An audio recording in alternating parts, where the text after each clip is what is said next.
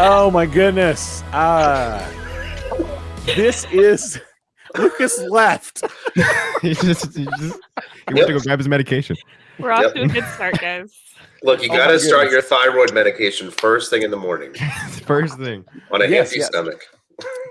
Good word there. Good word. I'm done. This is the Christian Nerds Unite podcast bonus first real play we've ever tried.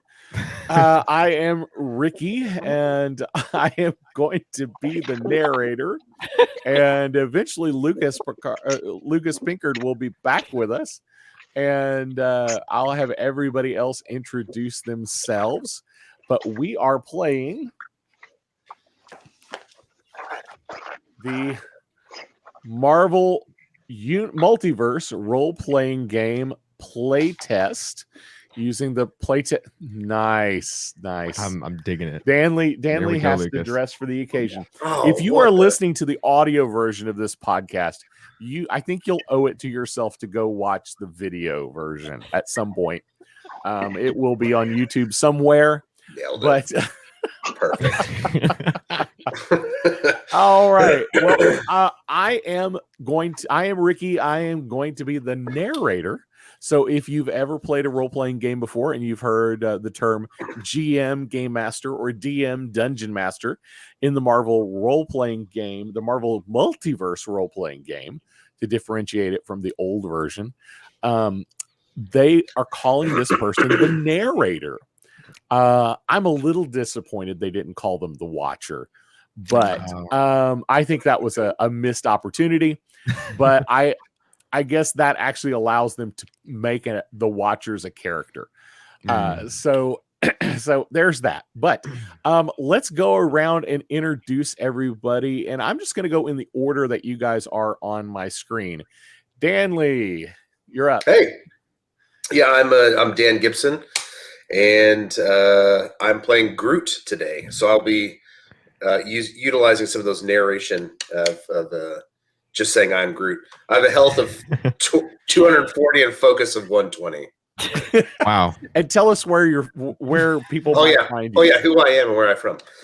From Dallas, Texas. I'm a podcaster. That's how we all kind of hooked up. The Reverend and the Reprobate show is what Lucas and I work on, which he's coming up dressed as Rocket after the marvelously talented Ashley. You're up, Ashley. I'm Groot. No, just kidding. Had to. I'm Ashley. I am trying to remember all the questions. I'm Ashley. I'm in North Carolina. I have my business Fangirling Over Jesus. Finally turned it also into podcast thanks to everybody here's encouragement. So thanks, guys. And I am playing Storm, but I don't have a Storm shirt, so I'm rocking a Black Widow shirt. Wow, it's early. Here we go. This is gonna be great, guys. All right, and Lucas, you're up. Oh, I didn't see you there.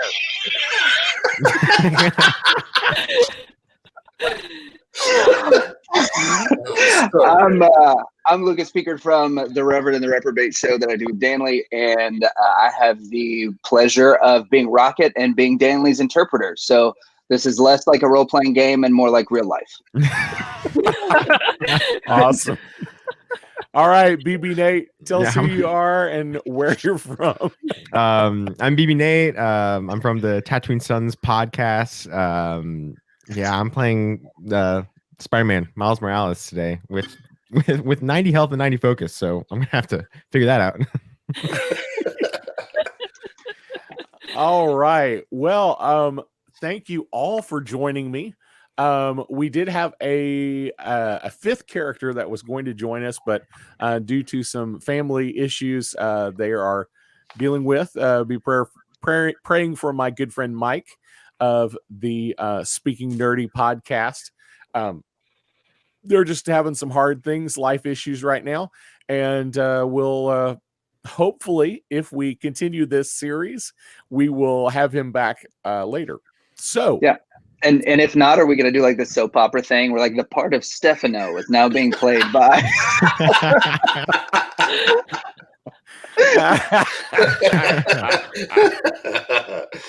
Oh my goodness. Man, you're on a roll this morning. This is the way this is all going to go. So, couple of things for those who are uninitiated in the Marvel Multiverse role-playing game.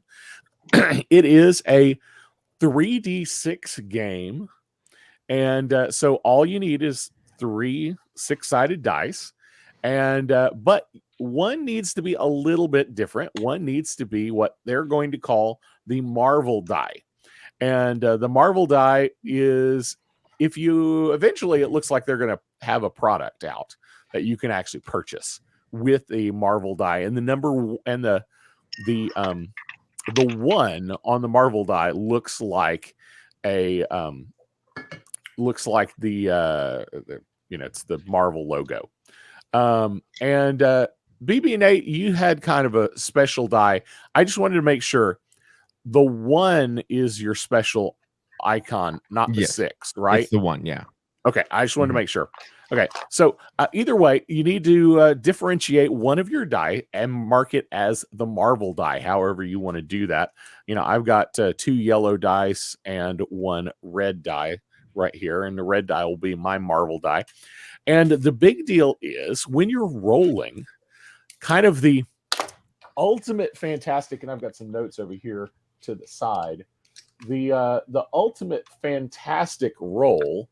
What do they call it? They call it ultimate fantastic roll is to roll a 6-1-6, which is the name of, it's what the comic book continuity of Marvel is. And so that's kind of going to be one of the things we're going to see. If anybody, so make sure everybody knows this. I want to bring everybody more full screen here. So if you roll a 1 on the Marvel die, no matter what, if you roll a 1 on the Marvel die, make sure you let me know, because that's special. And for those of you some of you might use, virtual tabletops, we're going to do this a little bit differently, and we're going to do this a little bit on the trust system. I'm going to let everybody roll their own dice, and it's an honor system.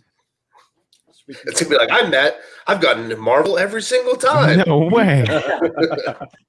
I think technically Rocket's a thief, and there's no honor among thieves. That's true.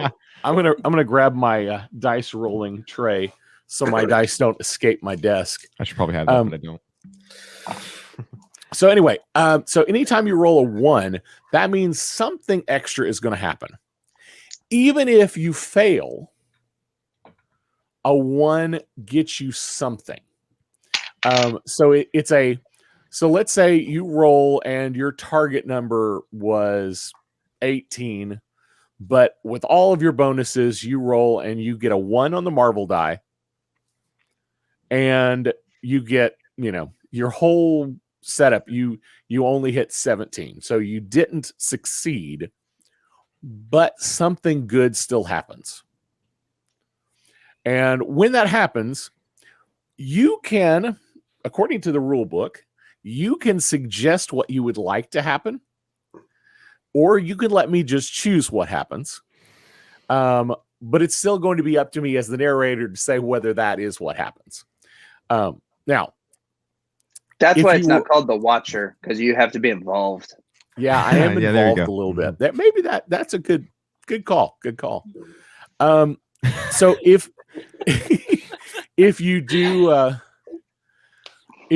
roll all 1s, that is a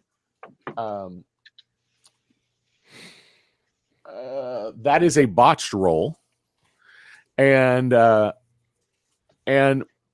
it doesn't really say anything bad happens necessarily, but that is like the worst. So even if you get a 1 on the Marvel die, if the other 2 dies are 1s, it is still a fail. There's nothing good is going to happen there. It's the worst. The worst. Let's see here. So you can have a fantastic failure and you can have a fantastic success. So fantastic failure is a 1 on the Marvel die, but you don't reach your target number. And that's a no, you didn't succeed, but something vaguely good still happened. Fantastic success is a 1 on the Marvel die and you hit your target number or higher. Fantastic success is yes, whatever it was you were trying to do happened and something extra happened. Got it. And then the ultimate fantastic is if you actually roll a 616. Here's hoping somebody rolls a 616 sometime during our game. And if that happens, then what you some extra things could kick in. By the way, as you're checking out your skills, your powers, you might notice that I believe in some instances, depending on what you roll, something else might kick in. So you might double check those if you have a fantastic roll.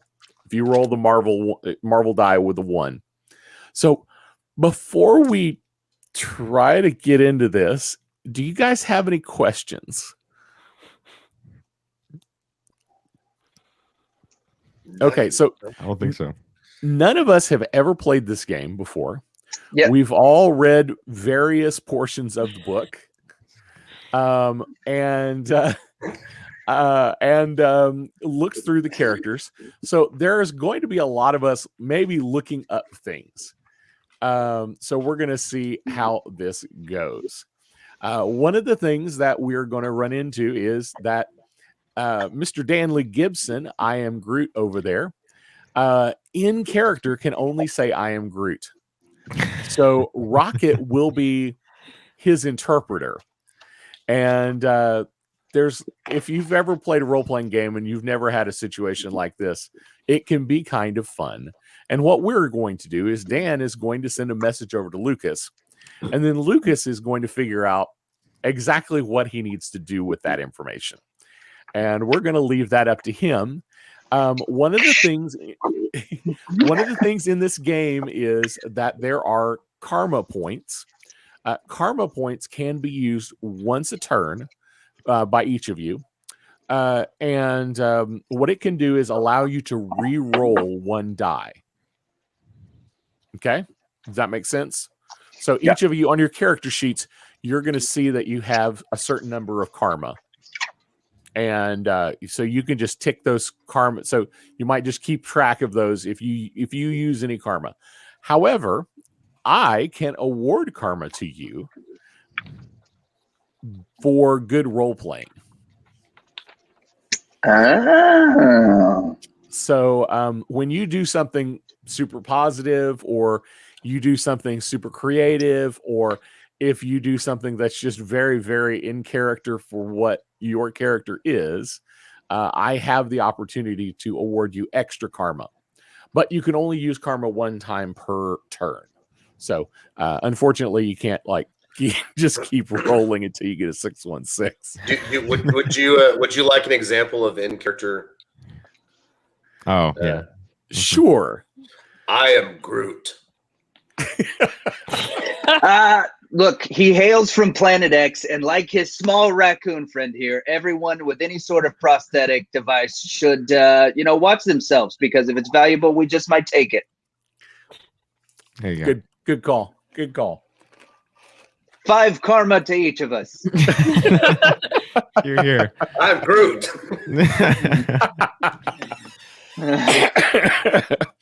Definitely feel free to ask any questions as we go along. And we're gonna kick this off. You guys ready? Yes, for the next 19 minutes. That is something that you're going to find out at some point. Lucas is going to have to step away for a few moments, and not sure how long. But when Lucas does step away, There's a plan. something interesting will happen in the game, and he will disappear for a little while. And unfortunately, BB Nate and Ashley, you simply won't be able to understand what Danley is saying if he decides to say something. Yeah, and unless Danley texts it, unless Groot texts it to Rocket and Rocket texts it to Storm or BB Nate, so that we can just make this as convoluted as possible. I don't think Groot in game would probably have a phone on him to text. But no, I've got a device that allows me to telekinetically speak with Groot because of I'm Rocket. Ah, That's how I'm using one of my karma.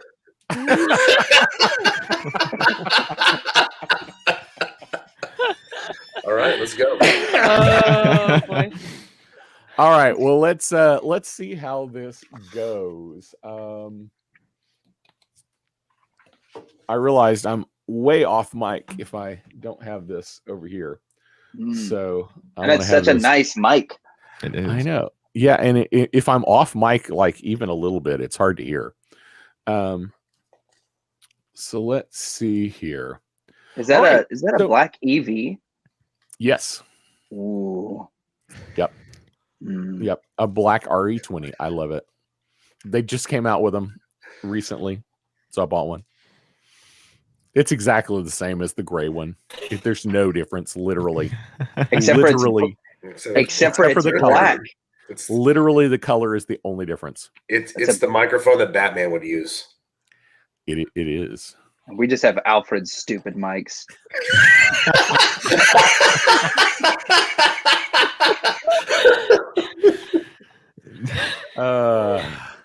I am the mic. All right. So you are all at the Avengers Mansion for various reasons. Storm, you are there to just check out what's going on with the Avengers because a lot of the Avengers are off on a gallivant in space. So there's really not too many people around. Jarvis the Butler, now when I say Jarvis the Butler, I actually mean Jarvis the Butler from the comics, is floating around the mansion. But you notice there's not a lot of other Avengers around. And then you notice over in the corner, Rocket and Groot are there. They have shown up trying to figure out how they're going to get back into space because their spaceship is broken down. They were hoping to connect with Tony Stark and see if he could help them do some extra repairs. Unfortunately, Tony is indisposed and unavailable. Miles Morales, Mr. Spider-Man, you were there. You were hoping to join the Avengers. And that's been your goal all your life, is to be an Avenger.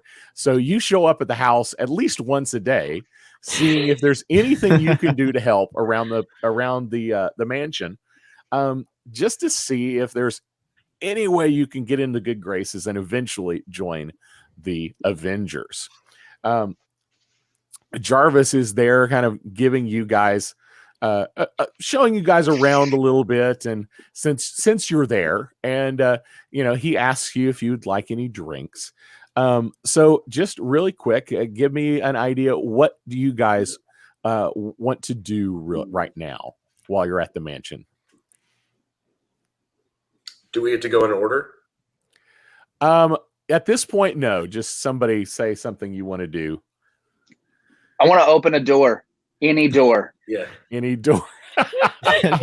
Okay. So what doors are there in this room? in this particular room, there are really just 3 doors. There's a really, really massive door, but that's the door outside. It's the door you guys came through. You're kind of in the foyer here. There is a kind of a gray solid door ahead of you, and then off to the right there is a wooden door that's a little bit smaller, a little more ornate. Is there any good sun in the room? Yeah, that was going to be my next question. There are lots of big windows. This is a big foyer. Imagine this is the old school Avengers mansion from the comics. Okay. So imagine, this is a really ornate room. It's not super high tech, or it doesn't appear that way. But that's where you are. So yeah, lots of sunlight, lots of big windows. So my ride is being properly photosynthesized while Yes. I'm adorning his shoulder. Okay. Yes. So I is there anything to explore in the room before we open a door? Not really. Then Is there coffee? Main question. Jarvis will bring you coffee if you asked him. I'd like to ask Jarvis for coffee. Do we have to roll? Initiative, yeah.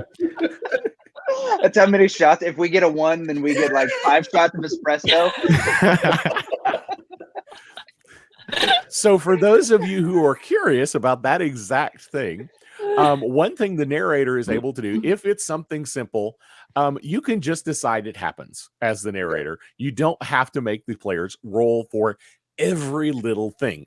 I will say this game can get a little crunchy in the number side, especially in combat. So take advantage of some of the fun of just letting things happen. It's the as Ashley and I were mentioned earlier, it's the yes and principle. Yes, what you said happened, and this other thing to kind of continue the story. So Jarvis does bring you coffee. It's black coffee, but on the tray there is That was loud. Wow. Holy So cow. on the tray there's sugar and cream. Strong and coffee. He asks you, he offers it to all of you. So Rocket wanted to open a door. Before he opens the door, Miles or Storm, do you want to do anything? I'd like to study Groot. I think that is a yeah, So- for sure. So Hey, Spider-Man Groot, is stand gonna- up and turn around for us. So Spider-Man is going to go over and he's trying to figure out what Groot is exactly. Okay. And so Storm, what are you doing? I'm gonna watch Rocket and see if he bowls over in case the coffee's poisoned. Okay. You never know who might poison somebody in the mansion. That's true. That is true. That is true. Everything seems I to don't be trust fine. droids. Everything seems to be fine. And Lucas, you wanted to open a door. Which door did you want to open? Did you want to go outside, or did you want to open the large gray metal door, or the wood ornate door? What do you- Groot. And if you didn't notice, Jarvis had come out of the ornate wooden door when he was bringing the coffee to you. Okay, look, I know you want to go outside in the sun, but you got plenty of light coming in through the windows. There's other things we have to do. We're gonna go over to the ornate door by the window because the wooden door offends my ride. Okay, so are you going to open the wooden door? Let's open the wooden door. I'm gonna have Okay. Groot open the wooden door. I have Groot. Okay. So Groot opens the door, and all you see is it's a large dining room with a large dining table. And as you open it, Jarvis walks through the door and says, "Oh, thank you very much." He then passes through into another door, and just as soon as he's in the other door, just long enough for him to set down the tray, you see him come back quickly out of the door and says, "I need to speak with all 4 of you right now," and asks you all to come into the dining room. So at that point, Jarvis says, "I've just received a message from Mr. Stark, and there appears to have been a break-in at a research facility at Empire State University, and it's the Howard and Maria Stark Center for Galactic History, and there's been some kind of break-in, and he's been told." Their rumor is that there are Hydra agents involved, and since you are the only 4 here, Mr. Stark has asked if you would please just go over and investigate what is going on over at the Howard's and Maria Stark Center for Galactic History and see if there's anything you can do to help. I think this is Tony's fault.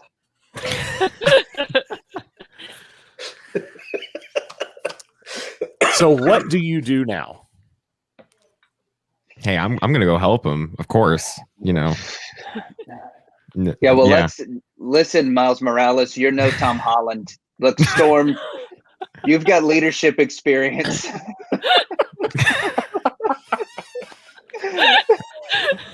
What's I am Groot. What's your take on this? Yeah, okay, the small spider boy's fine. We'll protect him whatever happens. But let's talk to the lightning lady since the big guy's in Asgard. Yeah, I think we should go help. I think we should go sneak over and investigate. Apparently, sneaky is a trait. What kind of stuff do we have here? Like, can I fly a Sequinjet? Does she fly and then he swings and we trudge and follow? How close are we to this place? I'm gonna let you decide. How would you guys like to get there? It's not far. It wouldn't take you long to walk or fly or swing. Or Jarvis does offer a Quinjet that can be autopiloted for you if you need it. Is there a non-playable character stationed beside a fast travel point? I can group fly, right? Ooh. Is that an ability that you have? It says so in the book, I think. Okay, it does. Yes. All right. Yes. Well, let's look I it can up group because this is one of those where we all need to kind of figure out how the game plays. So let's look up group fly. That actually might be kind of fun. Summons winds to carry others into the sky. For every rank the character has, they can hoist one ally into the air and make them fly on the wind. And are you ranked 10 or 15? 15. 15. Yeah. So you can easily carry all 4 characters. Boom. Let's fly. You want to do since Rocket has kind of deferred to Storm, and Storm has said let's group fly. Let's go ahead and do that. And I hate flying. Deal with it. It's fine. And I'm just gonna, for the sake of the game, I'm gonna say that just happens, rather than rolling for it because I think it's pretty. So you do arrive on the scene, and you notice there are lots and lots of police. There's a large police presence around the building. You can see, you see some people walk past the windows of the building. It's a 3-story building, sort of rectangular, not very ornate. It looks like a museum of sorts. The kind of building you would expect to see on a New York university campus. When you arrive on the scene, the police officer in charge informs you that the situation is even worse than what they were told. Hydra agents are demanding. They have some interesting demands. First, they say they have hostages. The officers aren't quite sure about this because they said the museum was technically closed. And so they're not sure if there really were people still working there at the time or not. So there could be several hostages. There may be one hostage. There may be no hostages. They may be lying. The police are not sure. But they do say they have hostages. And they say if their demands are not met, every hour they will kill one of the hostages. And the hour is going to be up fairly soon. Now, on to their demands. They have demanded that the Statue of Liberty be draped in a Hydra uniform. And if that doesn't happen within the next hour, they will kill one of the hostages. Now, and this is their first demand? This is their one and only demand. Oh, it's the only demand. Where are we This is going to the find only- those kind of drapes?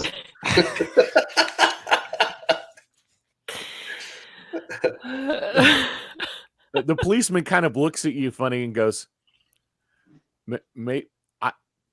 maybe you should just go see if you can stop them. I don't think we're gonna. I don't really think we can dress up the Statue of Liberty like a Hydra agent. I am Groot. Yeah, okay, that's great. I love the aspen trees too. How do you know they're aspen trees? I am Groot. Because of the way that it is. Very nice. Okay, somebody, let's. While you're standing there thinking, you see a Hydra agent stick his head out the window and yell, "Hail Hydra!" And then he ducks back in. What methods in do we have? There's only one entrance, and at this point, let's bring up our map. Fancy. All right. So there's only one entrance. It's right here at the front of the building. It is 3 stories tall. You don't know much about the interior, but the building is 3 stories tall, and you can see through the front doors. You can see there's a large room, and there are sculptures of what appear to be constellations. Now, the building, as I said, it's rectangular. There's lots of windows on all 3 floors. What would you like to do? Can we go to the roof? You could go to the roof. Is there a way in through like a basement?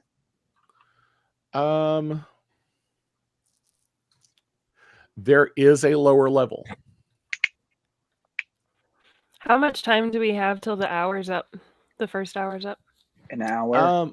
About No, he said it was cool. You got to listen, Rocket. about 15 minutes. So we and the hostages are on the first floor, at least the first one.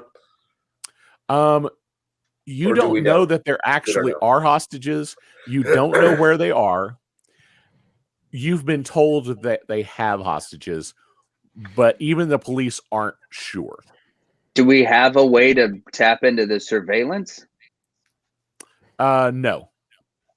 That's not helpful. So we could go through a window that might be smarter than the front door. What do you guys think? I like the idea of going to the roof and working our way down, because then we flush them out. Mm-hmm. Okay. I have stilt step. Oh, so you can create steps for us to go up? I can go up very quickly. I can climb quicker. I gotta go look it up. I mean, I can swing, so that's. Oh yeah, pretty- Spider-Man's the best one. Mm-hmm. And Storm can always fly. It's Rocket true. is the odd man out, stuck on the ground, unless somebody carries him. I could carry him. Couldn't Now, since Rocket is about to have to step away for a few minutes,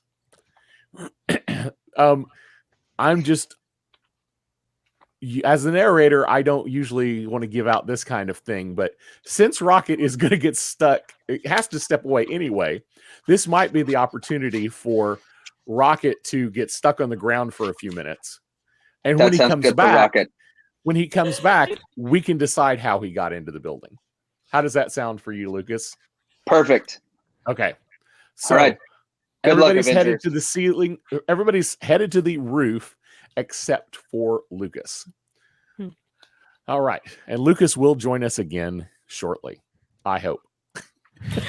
Hopefully the game is not over before that would Lucas be gets interesting. back. Hey, Groot, Spider-Man, and Storm are still formidable. This is true. And now All we're right. on the roof. Good. Yes. So I am just going to say all of you were able to get onto the roof. That seems like a simple task for all of you. By the way, in this game, there are some rules for different tasks. I'm going to throw out little bits of information about the game from time to time. There are some simple rules about difficulty. If let's say if Storm not having a special skill for climbing said she was going to climb up the side of the building, that actually might be a difficult task for her. Or so there is actually a chart in the book for how difficult a task might be. And it can add, so if it's super, super easy, it might add points to your roll. If it's super, super hard, it might subtract points from your roll. So that's kind of an interesting little mechanic they put in there. I think it's useful. One thing about it is a lot of kind of random things you might want to try to do probably don't actually have target numbers. And I, as the narrator, just have to decide what the target number is going to be. So that being said, that is kind of a special thing. So you guys have seen this. So you head up to the roof. Now, there is when you arrive on the roof, you don't see anything unusual. You see lots of, you see air conditioners, you see power units, all the normal stuff, pipes and all the normal gray stuff you see on rooftops. And you see one small square with a door, one, square area with a door, which is obviously the stairs down. So what would you like to do? I think I open the door. All right. So Groot goes and opens the door. And the first thing you see when you open the door is you do see a Hydra agent. And obviously they were prepared for somebody to come through the door. And actually you see there are 3 Hydra agents there. One notices you open the door. The other 2 were actually walking away. And as you open the door, they turn back around. So it is time to roll for initiative. Yeah. Okay. So everybody roll a 3d6. And then we're going to figure out your initiative. And if you'll look at your character sheets, you have a initiative modifier, which will either add or subtract from your initiative. Hey, real quick, the 3d6 is what? Which dice? 3 6-sided dice. Okay. 3d6. So for those who are not super up on role-playing games, the D6 is a 6-sided dice. And then anytime there's a number in front of it, it is the number of 6-sided dice you're supposed to roll. So if you play things like Dungeons and Dragons, it might say 3d20, meaning you roll 3 20-sided dice. So in this case, everything is going to be a 3d6. So roll 3d6. Okay. Look at your modifiers. I have a +7 with an edge. What does that mean? Okay. And with an edge means you can re-roll, because an edge is kind of a special thing. An edge means you can re-roll one of your dice. Okay. If you want to. I'm going to, because I got a 1. I got 1 away from 616, which that's fun. But all right. So yeah, I got 6, 2, and 5. Okay. So add up your dice. In this instance, a 616 doesn't actually get you anything. But did anybody roll a 1 on the Marvel die? No. I did. You did. Yeah. Yes. I did. Okay. So this is a special situation. If Yay. you roll a 1 on the Marvel die on initiative, it means you actually get a bonus round where you get basically you get an extra turn that nobody else gets. Cool. And I'm telling you right now, the other guys did not. So, Storm, you are the only one who's going to get this bonus turn. So you're going to go first. Then, and we'll do that. And then everybody remember what your number is. So add up your dice, add up your modifier, and keep that number. And then we'll figure out the order for everybody. But first, Storm, what would you like to do? You can see that there are basically 3 guys. They're all with guns. And one of them is pointing the gun basically out the door, and the others are readying their weapons. What would you like to do? I'd like to use. I have combat expert trait. Can I use that and take them all down? Very possibly. Let's see what does that skill do for? Does that skill do for you? Combat expert character has an edge on fight attacks against enemies of rank 5 or less. What rank, I guess, are the? Or they does are that all does that they apply? are all 5 or less. So you would get. Now read that one more time for me. Combat expert. This character has an edge on fight attacks against enemies of rank 5 or less. Okay. All right. So let me explain what that means. Does it say that's just a thing you get?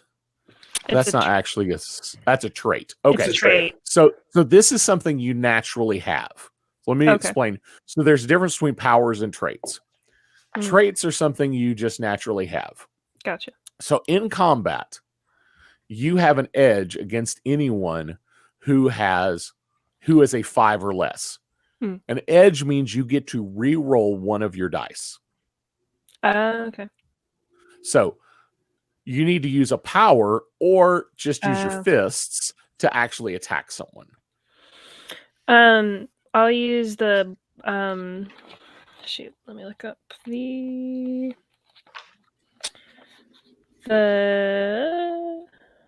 Worse. I've got blow back or blow down. I guess either one would work. Blow back power. Actually, no. Blow down. Blow down. Use a blast of wind. Use a blast of wind to blow down the foe. Okay. So you are going to blow them down. And does it say anything special about that power?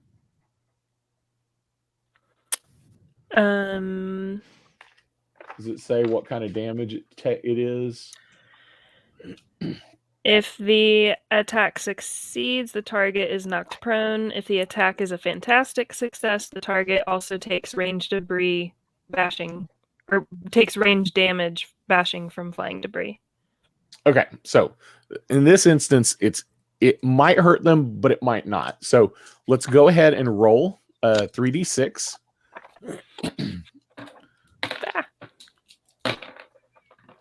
Okay. Did you get a 1 on the Marvel die first? No. Okay. Let's see. Blow down. Ego versus agility. Okay. So let's look at. So what was your score? What would your roll? 14. And then did you say you add the modifier, or is that not a thing? Okay, so it's 14 plus your ego modifier, which is 21. So 35. So 35. And that is against the either agility or might of the assailant. Does it affect more than one character? Does it say? It doesn't say. Knock a foe down. So so it's only going to affect the one. Okay. So their might. So I'm going to roll. And they rolled 5, and their might modifier is only a 3.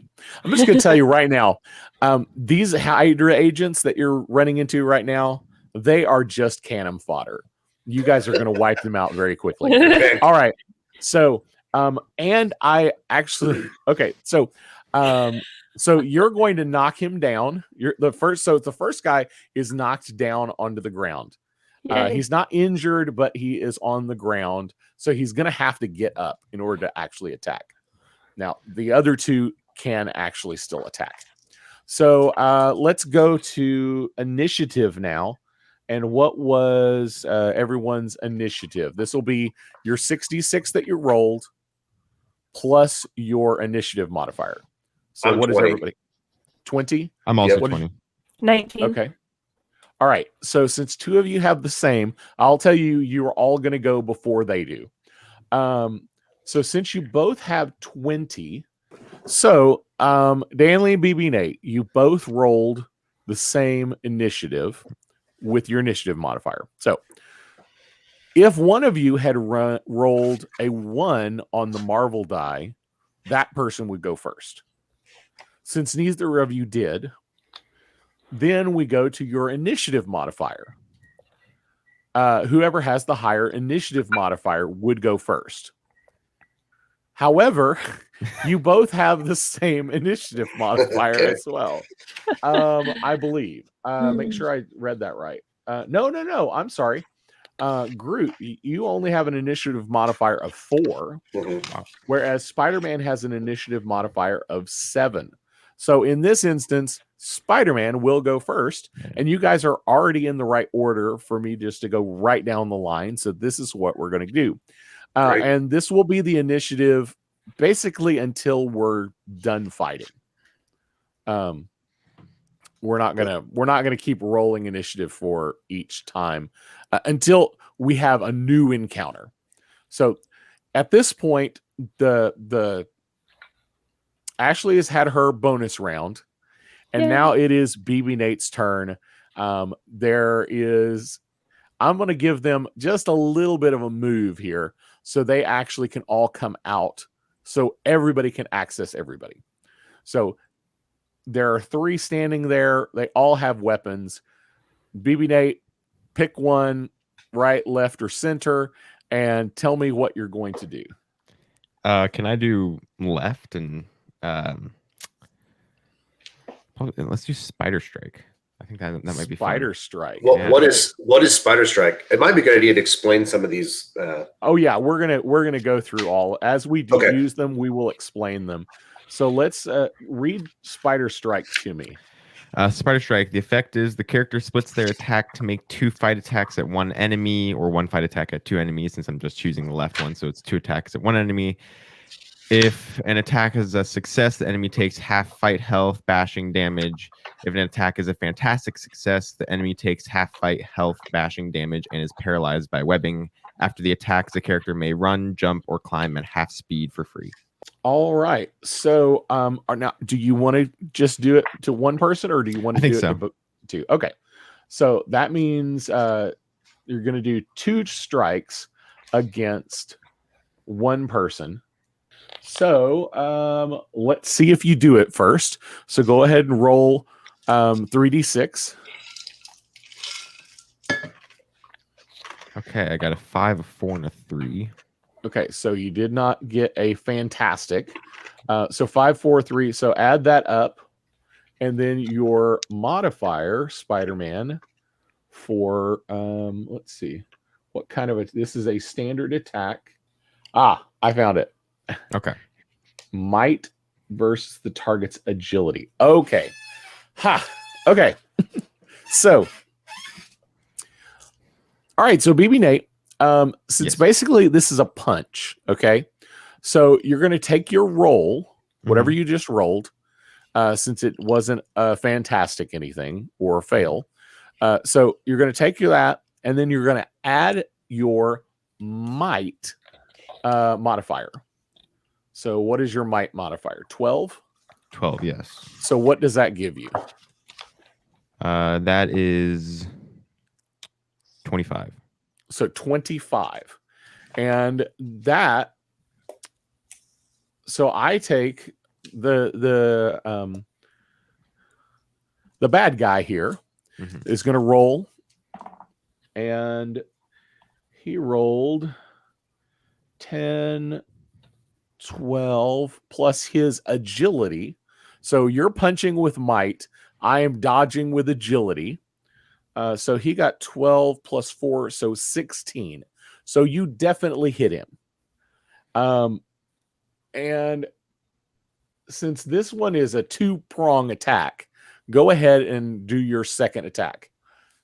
Roll 3d6 again. Okay. So, and then add that with the might again? Yep. So that is 22. You definitely hit him twice.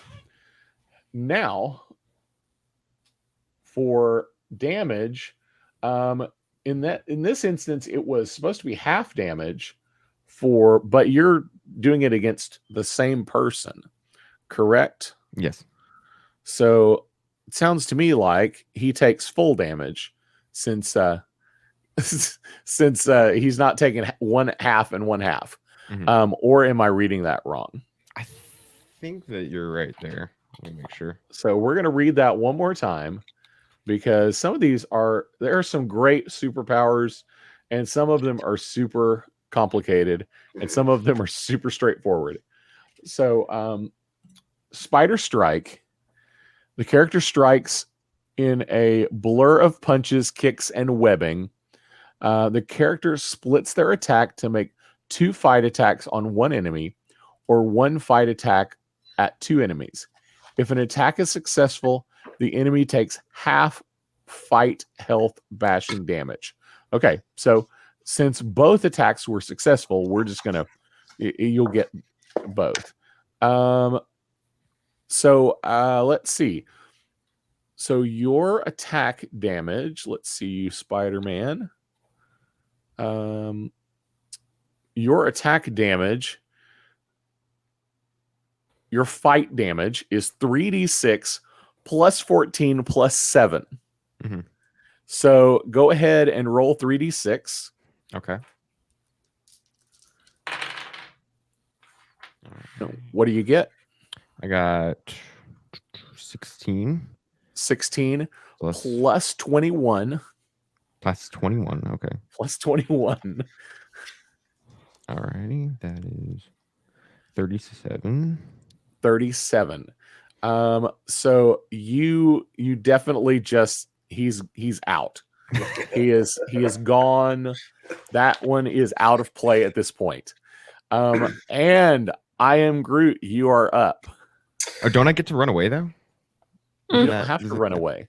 Oh, I don't. You can run away. You can move if you want to. If you want to punch the guy and then move out of the way, you can. Nah, I'll stay. Okay.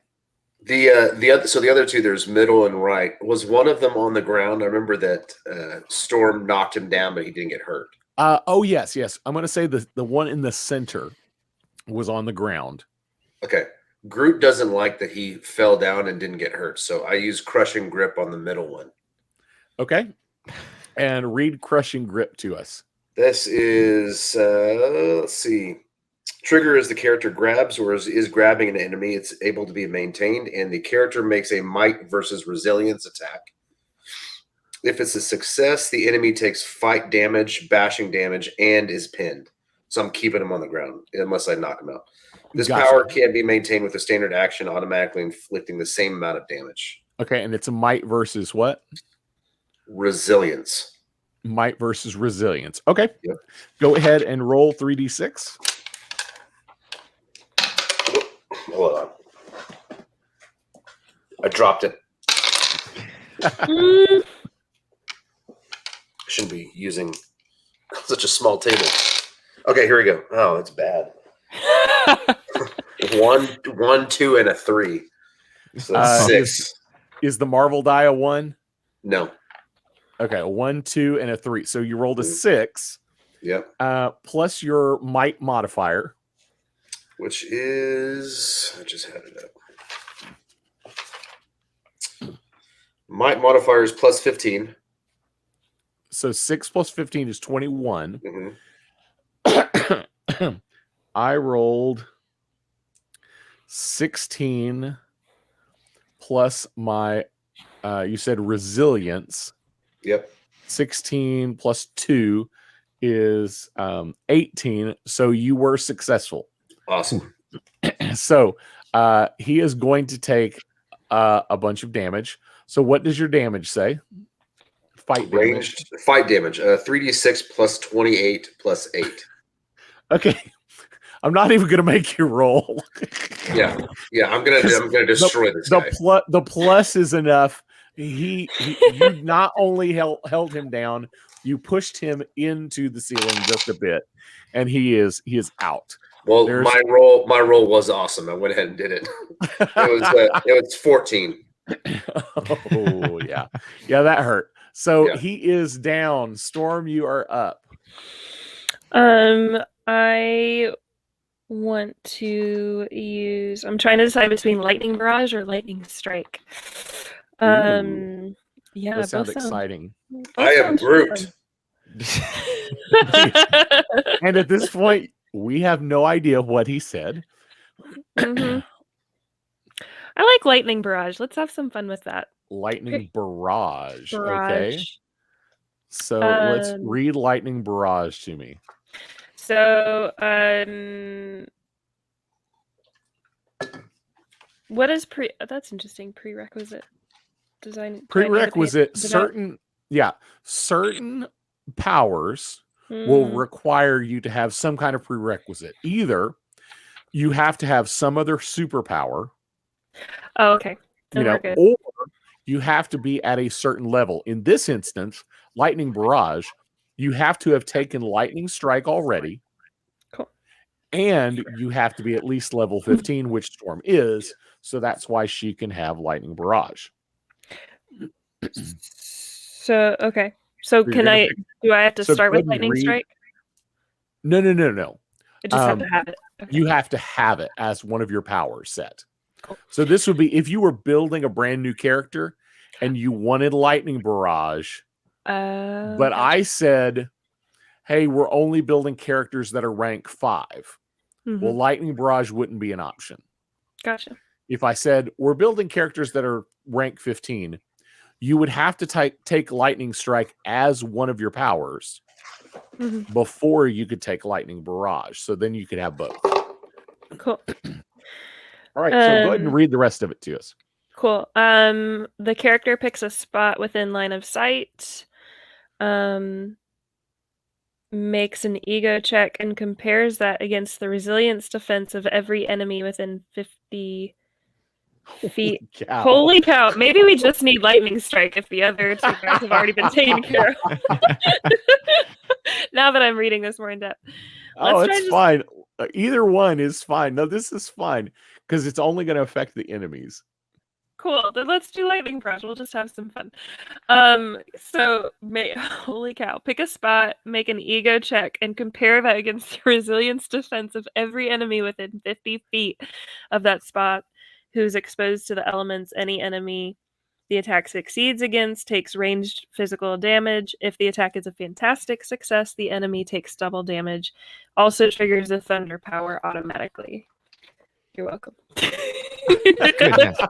I don't know what thunder power is, but that's cool. We just want overkill on every single one of these people. So you're gonna roll an ego check. So roll your 3d6. Ooh. Any character the attack succeeds against with thunder is deafened. Oh, cool. If the attack is a fantastic success, the character is also stunned. Fun stuff. All right, so go ahead and roll your 3d6. Yep. 14. 14 plus your ego modifier. 14 plus 21, so 35. 35, and I am rolling resilience. And you definitely succeeded. So you definitely hit him. So let's roll your damage, and it says ranged physical to energy damage. So ranged damage. What's your ranged damage? 3d6 plus 28 plus 2. So Okay, 3d6. go ahead and roll it. 30 plus whatever. I promise later you guys will fight some people who actually have some power. 38. 38. 38. Yeah. He you get is him. out. Yeah. He is Hey. out. He is out of commission. So you have taken down 3. Yay. You don't Yeah. know. They don't know how many are inside, but you know for sure you have taken out 3. Cool. Good start. We did it, guys. All right. Yay. So the doorway is open. You are free to do whatever you want to do now. So before we go, why don't you just real quick go around and tell us again who you are and where people can find you. I'm BB Nate from Tatooine Sons, and you can find me anywhere you listen to the podcast. You can also find us on Facebook and Twitter at Tatooine Sons, SONS, and at TatooineSons.com. You can find me with Fangirling Over Jesus. You can go to fangirlingoverjesus.com, search Fangirling Over Jesus on Spotify, Anchor FM, Apple, and then Instagram and Facebook. And check out our Patreon if you go to our website. I'm Dan Gibson. You can find me on my website that I made, baconoffice.com. It just redirects to our podcast page, but I thought it was a really good website that people wouldn't forget. That's awesome. Bless. And I am Ricky Pope with Christian Nerds Unite, and it has been a joy having everybody on this show. Thank you all very much. And we will be back for part 2.